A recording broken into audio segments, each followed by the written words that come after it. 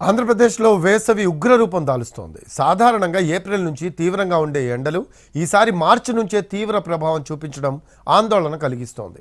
వాతావరణ శాఖ నివేదికల ప్రకారం ఏప్రిల్ నుంచి జూన్ మధ్య మరింత తీవ్రంగా మారే అవకాశం ఉంది.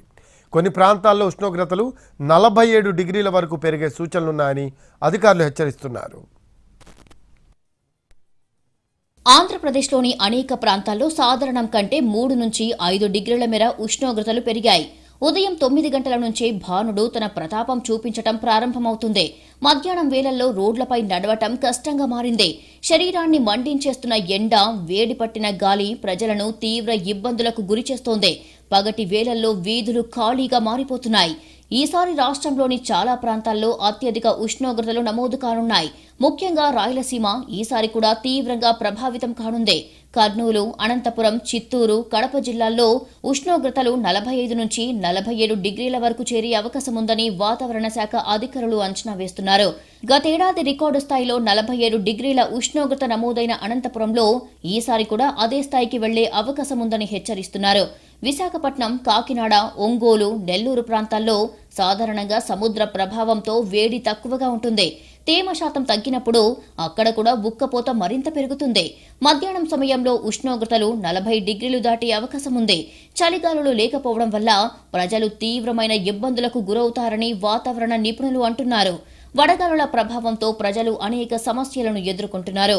వ్యవసాయ రంగం తీవ్రంగా దెబ్బతింటోంది. పొలాల్లో నీటి లభ్యత తగ్గిపోవడంతో పంటలు ఎండిపోతున్నాయి.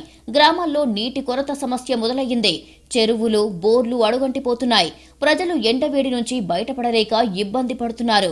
వడదెబ్బ, డీహైడ్రేషన్, తలనొప్పి, వికారం, చర్మ సమస్యలు అధికమవుతున్నాయి. ఆసుపత్రుల్లో హీట్ స్ట్రోక్ బాధితులు పెరిగిపోతున్నారు.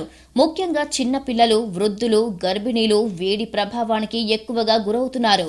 మరోవైపు వేడిగాలుల ప్రభావాన్ని దృష్టిలో ఉంచుకొని ప్రభుత్వం కొన్ని చర్యలు తీసుకుంటోంది.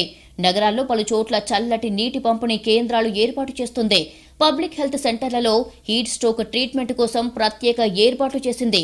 గ్రామాల్లో తాగునీటి కోసం ప్రత్యేక ట్యాంకర్లను అందుబాటులోకి తేవడం వంటి పనులు చేపడుతోంది.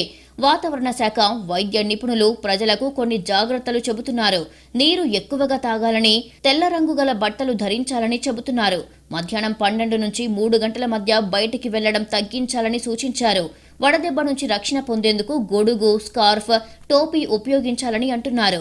కొబ్బరి నీరు, మజ్జిగ, పెరుగు వంటి నీటి స్థాయి సమతుల్యం చేసే ఆహారం తీసుకోవాలని చెప్తున్నారు వైద్య నిపుణులు. వాతావరణ శాఖ తాజా అంచనాల ప్రకారం రాష్ట్రంలోని కొన్ని ప్రాంతాల్లో ఉష్ణోగ్రతలు 45 డిగ్రీలు దాటి 47 డిగ్రీల వరకు వెళ్లే అవకాశం ఉంది. ఈ నేపథ్యంలో ప్రజలు మరింత అప్రమత్తంగా ఉండాలని, ఆరోగ్యాన్ని కాపాడుకోవడానికి తగిన జాగ్రత్తలు పాటించాలని నిపుణులు సూచిస్తున్నారు.